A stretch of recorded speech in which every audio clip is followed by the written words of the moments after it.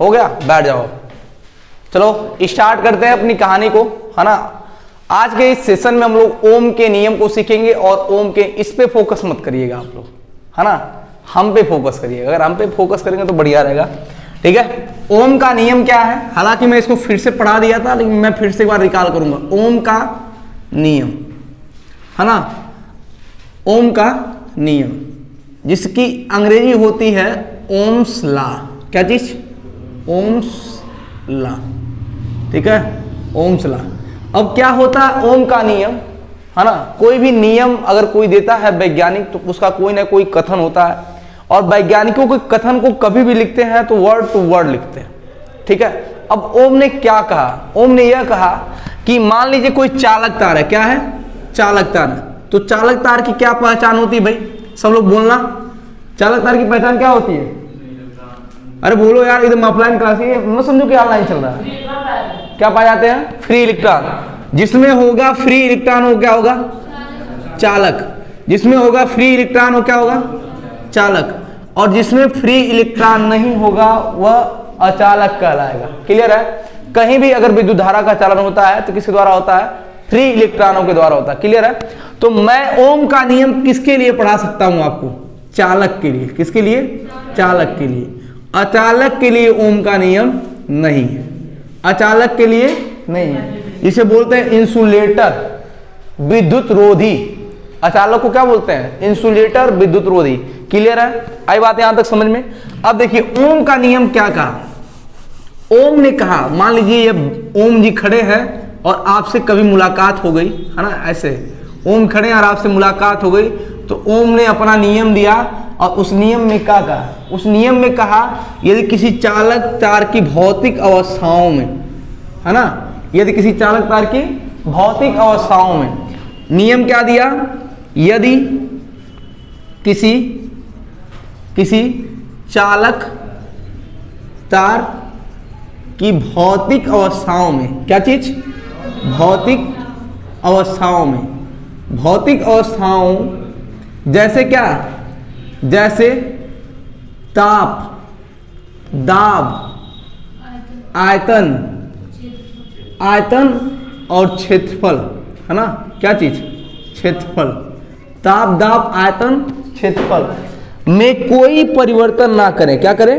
में कोई परिवर्तन ना करें, परिवर्तन ना करें, तब चालक तार के सिरों पर उत्पन्न विभवांतर, तब चालक तार के सिरों पर उत्पन्न विभवांतर, उत्पन्न विभवांतर कहिए या विभव कहिए, ठीक है, उत्पन्न विभवांतर बहने वाली धारा के क्या होता है? बहने वाली धारा के समानुपाती होता है, ठीक है, समानुपाती होता है, ठीक है। बहने वाली धारा नहीं, ये नहीं लिखे ना, बहने वाली धारा के समानुपाती होता है, समानुपाती होता है। बात सुनिए, पहली बात, अगर इस चालक तार में आपको धारा प्रवाहित करना है तो आपको क्या लगाना पड़ेगा? बैटरी। क्या लगाना पड़ेगा? बैटरी। अब देखिए कोने कोने बिजली का तार दौड़ाएंगे। क्या दौड़ाएंगे? तार। अब मान लीजिए कि यहां कोई आर ओम का प्रतिरोध लगा दीजिए। क्या लगा दीजिए? आर ओम का प्रतिरोध। चाहे मान लीजिए कौन बल्ब लगा दीजिए, बल्ब, ठीक है, और यहां क्या लगा दीजिए? बैटरी लगा दीजिए। क्या लगा दीजिए? बैटरी, ठीक है। अब धारा किधर से बहेगी? प्लस की तरफ से, प्लस की तरफ से, यहां से जाएगा ऐसे ऐसे ऐसे, कहानी कुछ ऐसे बनेगी। क्लियर है? तो ओम ने कहा कि यदि किसी चालक तार के भौतिक अवस्थाओं में कोई परिवर्तन ना किया जाए तो चालक तार के सिरों पर उत्पन्न विभवांतर, मान लीजिए इधर जो विभव है और इधर जो विभव है ना, चालक तार के सिरों पर उत्पन्न विभवांतर बहने वाली धारा के क्या होता है? समानुपाती होता है, यानी कि V प्रोपोर्शनल टू क्या? I। क्लियर है? V proportional to I। अब जितने लोग मैथ पढ़ते होंगे उनके मन में यह क्वेश्चन आ रहा होगा, है ना, कि सर हम जान रहे हैं कि V प्रोपोर्शनल टू I है, तो I प्रोपोर्शनल टू V भी कर सकते हैं। मैथ हमारा कहता है क्या कि X प्रोपोर्शनल टू Y, तो Y प्रोपोर्शनल टू क्या? x होगा।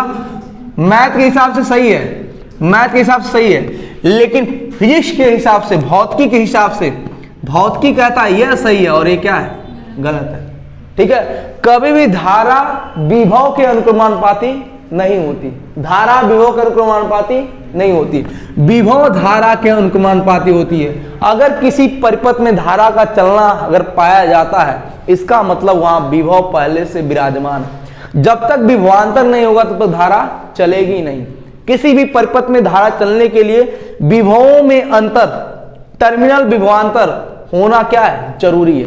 किसी भी उपकरण के विभव को हम लोग क्या बोलते हैं, टर्मिनल विभवांतर। क्या बोलते हैं, टर्मिनल विभवांतर। और टर्मिनल विभवांतर जब तक नहीं रहेगा तब तक उसमें धारा नहीं चलेगी। क्लियर है, आई बात समझ में? ठीक है, विभव का अंतर होना जरूरी है। अगर किसी भी तार में अगर धारा चल रहा है तो वहां क्या, विभव का अंतर जरूरी है। अगर विभव का अंतर नहीं होगा तो धारा चलने वाली नहीं।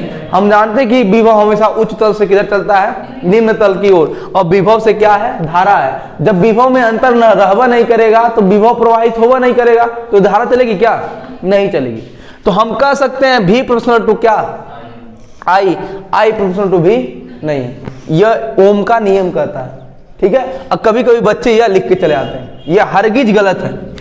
यह मानना कि तुम बिल्कुल गलत लिख कर आओगे और ऐसा लिख कर आओगे, है ना। क्या हुआ, माइक गिर गया, कोई बात नहीं, वो नॉर्मल है, कोई चीज, कोई बात नहीं।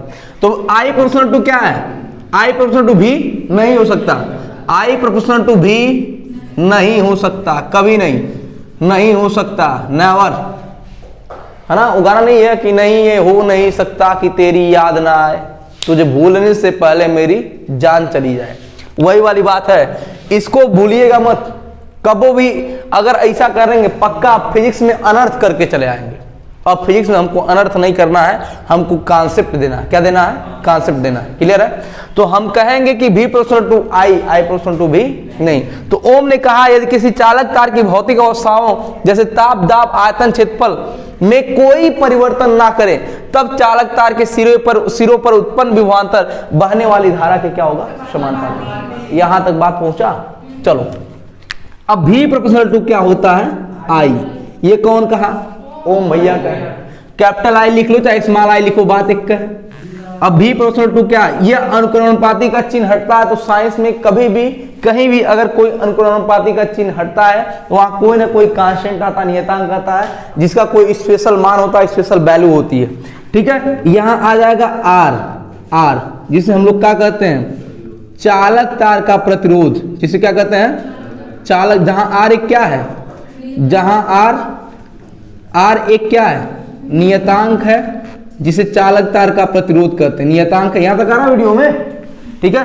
नियतांक है जिसे चालक तार का प्रतिरोध कहते हैं, चालक तार का प्रतिरोध कहते हैं। क्लियर है, प्रतिरोध कहते हैं।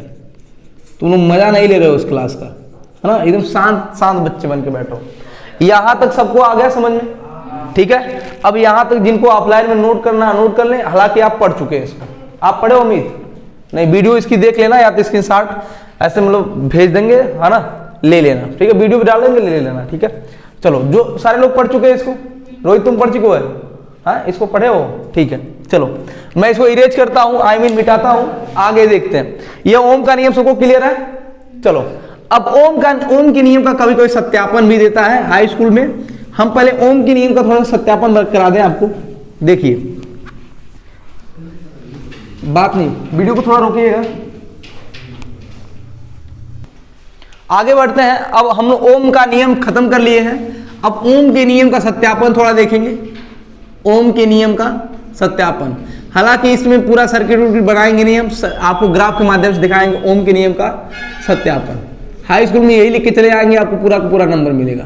सत्यापन, यही तो राज है, कैप्टन बताने जा रहा है। देखो अगर V प्रोपोर्शनल टू क्या है, I, V प्रोपोर्शनल टू क्या है, I। अब मान लो तुम ग्राफ खींच रहे हो, है ना, ग्राफ खींच रहे हो। इधर मान लो x अक्ष में क्या है, विभव, x अक्ष में क्या है, विभव, और y अक्ष में क्या है, वाई अक्ष में क्या है, धारा है। तो जैसे जैसे तुम एक्स अक्ष में अगर चलोगे, मान लो इधर अगर कोई एक डिब्बा ले लो, डिब्बा है ना, यहाँ एक्स का वैल्यू रखो और यहाँ क्या रखो। अगर एक्स में 2 कदम चलोगे तो वाई में भी तुमको 2 कदम चलना है, क्योंकि एक्स प्रोपोर्शनल टू क्या है, वाई। और इसको हम एक्स और वाई का है लिखें, इसको हम भी लिखेंगे और क्या लिखेंगे, आई लिखेंगे। आई बात समझ में, कैमरे में आ रहा पूरा, ठीक है। हम इसको कहाँ एक्स वाई लिखेंगे, सीधे लिखेंगे भी प्रोपोर्शनल टू आई। तो भी पे अगर 2 कदम चलेंगे तो वाई पे भी हमको एक्स पे अगर 2 कदम चलेंगे तो वाई पे भी 2 कदम हमको चलना है। तो कुछ ऐसा ग्राफ बनेगा, ठीक है। फिर मान लीजिए अगर इधर थोड़ा और ऊपर चले तो इधर भी हमको उतना ही चलना है, क्लियर है। मान लीजिए इधर अगर हम चले तो आपको इधर भी उतना चलना है, ठीक है। अगर 1 कदम चाहे 2 कदम यहाँ चले तो 2 कदम यहाँ चले तो 2 कदम इस पे भी चलना पड़ेगा, ठीक है। 4 इस पे चले तो 4 इस पे भी चलना पड़ेगा, 6 इस पे चले तो 6 इस पे भी चलना पड़ेगा, क्लियर है। 2 4 4 और 6 जो भी मान 2 का मान मान रहा हो, ठीक है। और आप इसको अगर एक ऐसे स्केल रख करके खींचेंगे तो आपको क्या मिलेगी, सरल रेखा।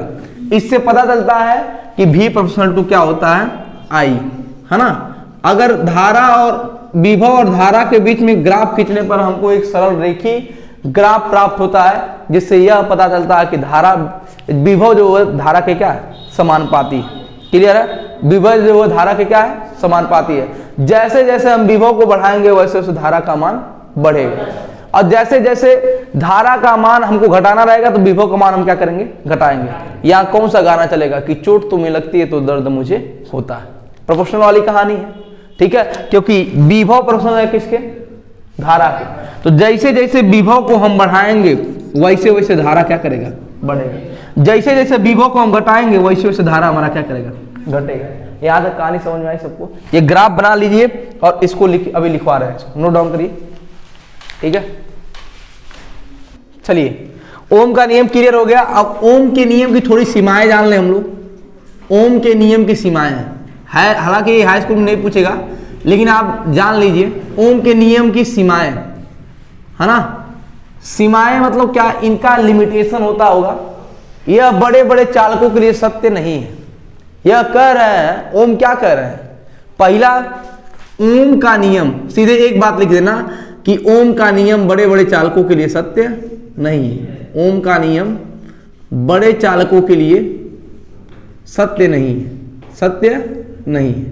कैसे, अगर मान लीजिए बड़े बड़े, है ना, बड़े चालकों के लिए, सीधे लिख लो, बड़े चालकों के लिए सत्य नहीं है। कैसे, बात सुनो।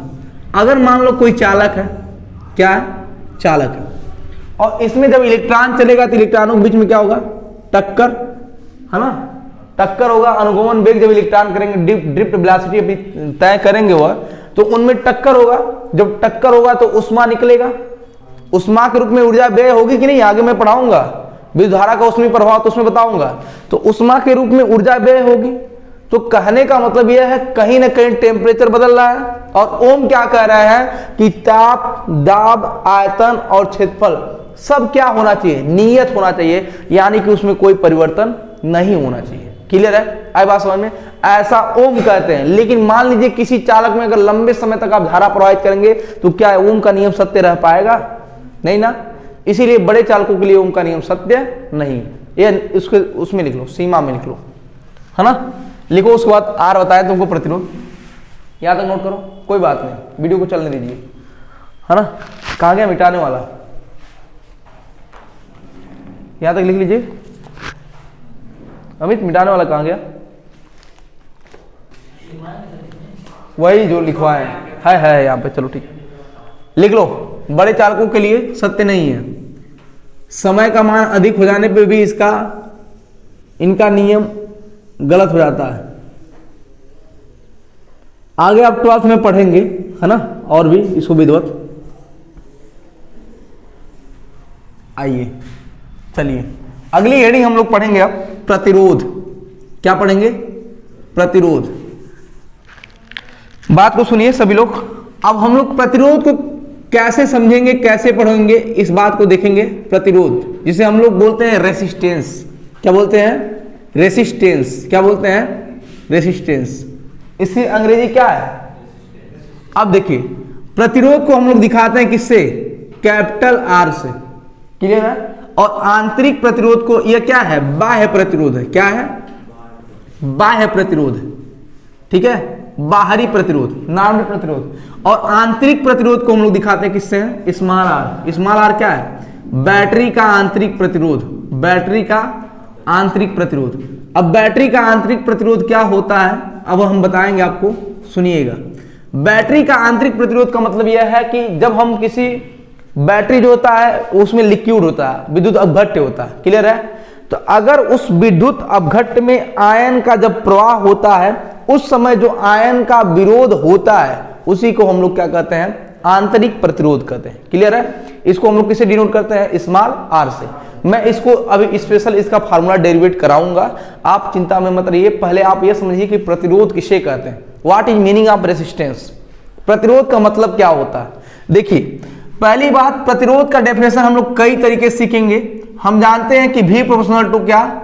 V बराबर आई आर, तो R इक्वल टू क्या आ जाएगा? V बट्टे आई, V बट्टे आई।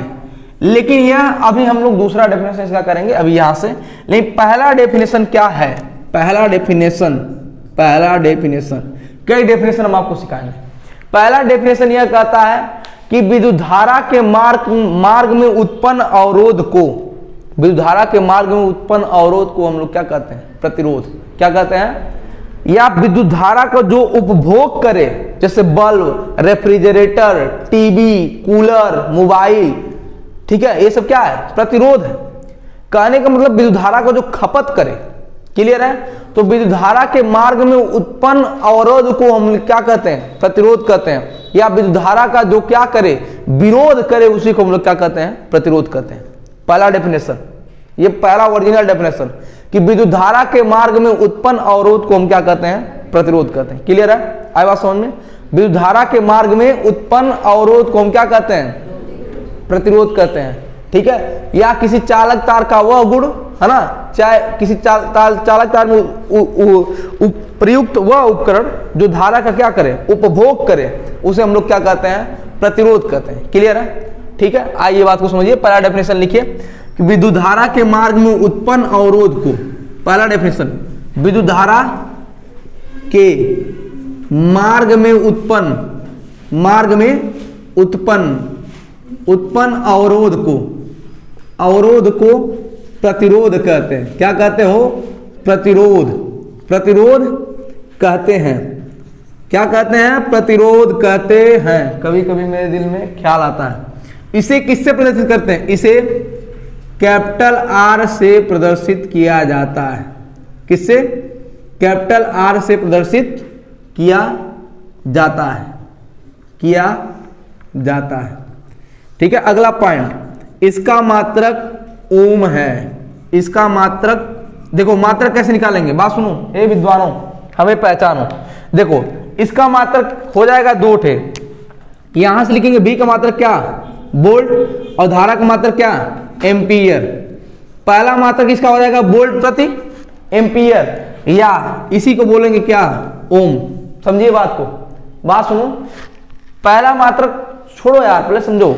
इसका अगर मात्रक निकालना हो तो इसका मात्रक क्या जाएगा? वोल्ट प्रति एम्पियर या ओम। ठीक है, तो इसका मात्रक क्या होता है? वोल्ट प्रति एम्पियर या ओम। क्लियर है?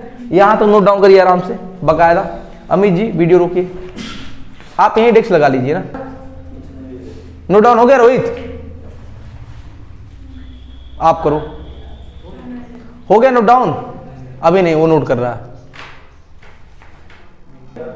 कोई बात नहीं। आइए इधर देखिए, देखो एक बात सुनो, इसका मात्रक निकल गया है ना, वोल्ट प्रति एम्पियर या ओम। वोल्ट प्रति एम्पियर या ओम, इसका मात्रक हो गया बट्टे रहता प्रति बोलते हैं। क्लियर है? इसको ऐसे भी लिख सकते हो, देखो दूसरा मेथड ऐसे, इसको लिखेंगे वोल्ट, ऐसे लिखेंगे वोल्ट और क्या एम्पियर पे क्या इनवर्स, ऐसे भी होगा। अगर ऐसा कहीं लिखा रहा है तब भी कंफ्यूज मत होइएगा आप। क्लियर है? आई बात समझ में? तो इसको यहां तक कर लीजिए आप लोग। चलिए अब हम लोग पहला डेफिनेशन इसका पढ़ लिया, क्या विद्युत धारा के मार्ग में उत्पन्न अवरोध को हम लोग क्या कहते हैं, प्रतिरोध कहते हैं। अब इसका और डेफिनेशन मैं बनाना सिखाऊंगा आपको, 4-5 डेफिनेशन बनाना सिखाऊंगा, ठीक है। यह फिजिक्स है, इसमें डेफिनेशन 4-5 से बनेगा। आओ कैसे बनाते हैं, यह हो गया यहां तक, चलो समझते हैं बात को आगे। पहला डेफिनेशन आप लोग जो लोग ऑनलाइन क्लास कर रहे हैं वो वीडियो को पुश करके लिख लेंगे, है ना। आइए आगे बढ़ते हैं।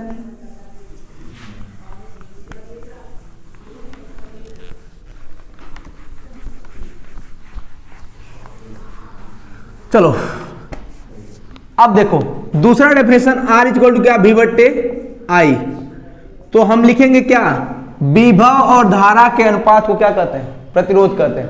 दूसरा डेफिनेशन है ना, विभव तथा धारा के अनुपात को नोट करते चलिए, विभव तथा धारा के अनुपात को प्रतिरोध कहते हैं, को प्रतिरोध कहते हैं, प्रतिरोध कहते हैं। विभव तथा धारा के अनुपात को प्रतिरोध कहते हैं। क्लियर है दूसरा डेफिनेशन। अब देखिए तीसरा डेफिनेशन कैसे बनेगा, बात सुनिए। अगर R इक्वल टू V बट्टे I है, फार्मूला अगर आपको याद है तो आपको डेफिनेशन देने में कोई परेशानी नहीं होगी। बात को समझिएगा, या तो ऊपर वाले को 1 करिए या तो नीचे वाले को 1 करिए, या V बराबर 1 रखिए या तो I बराबर क्या रखिए, 1 रखिए। चलिए सबसे पहला कंडीशन हम तीसरा डेफिनेशन बनाने के लिए, है ना, इसको पहले नोट कर लीजिए। ये नोट हो गया, ठीक है, नोट हो गया, इसको मिटा दें, ठीक है। चलिए तीसरा डेफिनेशन, अगर I बराबर V, R इक्वल टू क्या है, V बट्टे I। अगर मान लीजिए V बराबर हम क्या रखें, 1 वोल्ट रखें, क्या रखें, 1 volt, then R equal to क्या मिल जाएगा, V का मान कितना, 1 वोल्ट रखने पे 1 बट्टे I मिला कि नहीं। अब देखिए LHS बराबर क्या है, RHS, भले ही व्युत्क्रमानुपाती में लेकिन आ तो रहा है, ठीक है। अब सुनिए कहेंगे कैसे कि धारा के व्युत्क्रम को हम लोग क्या कहते हैं, प्रतिरोध कहते हैं, यदि उस चालक तार के सिरों का विभवांतर कितना हो, 1 वोल्ट हो, है ना। किसी चालक तार में प्रवाहित धारा के व्युत्क्रम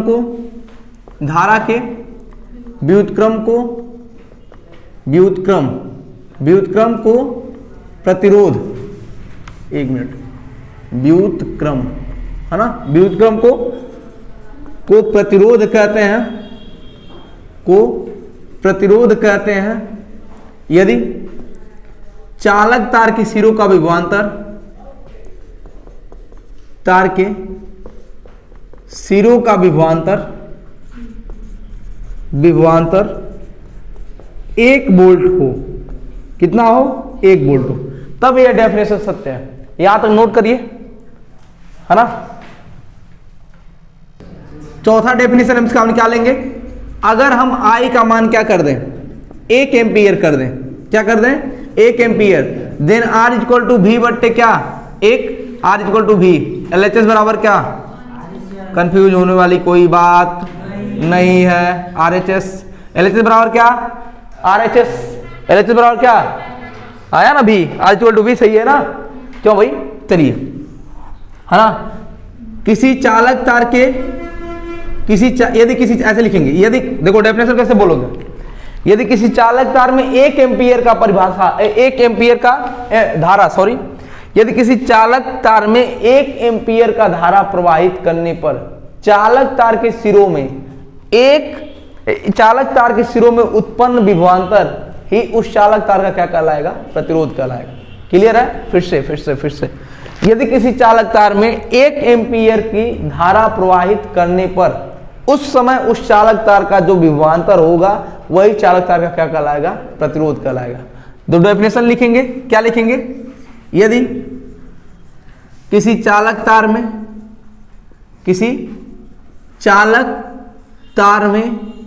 1 एम्पियर की धारा प्रवाहित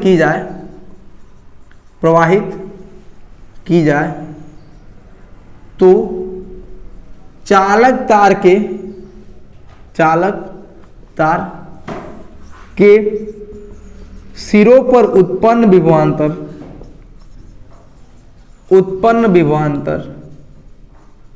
विभवांतर चालक तार का प्रतिरोध कहलाता है।